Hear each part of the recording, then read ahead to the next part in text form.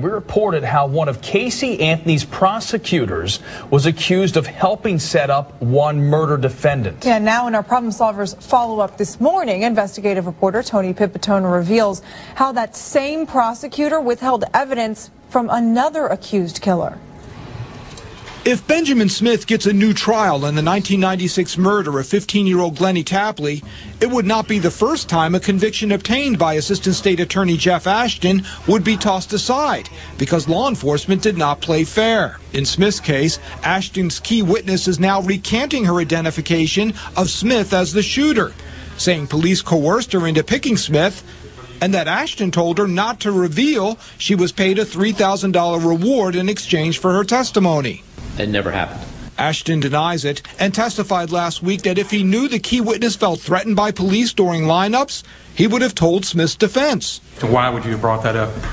Clearly that's Brady material that, there's no real question that that's something the defense would need to know. Brady material, named for a 1963 Supreme Court case, requires prosecutors to disclose evidence that helps the defense.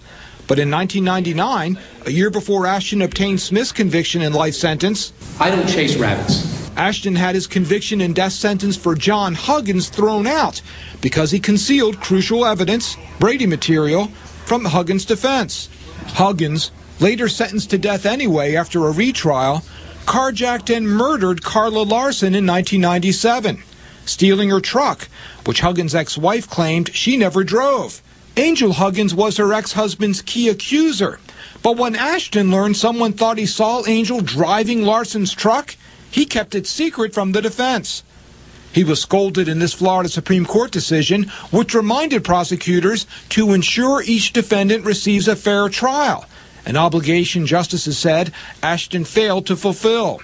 At last week's hearing, Smith's former attorney testified he did not trust Ashton, and his current attorney reminded Judge Bob LeBlanc of Ashton's previous lapse, attempting to support his claim that police and prosecutors can conspire to put an innocent man behind bars.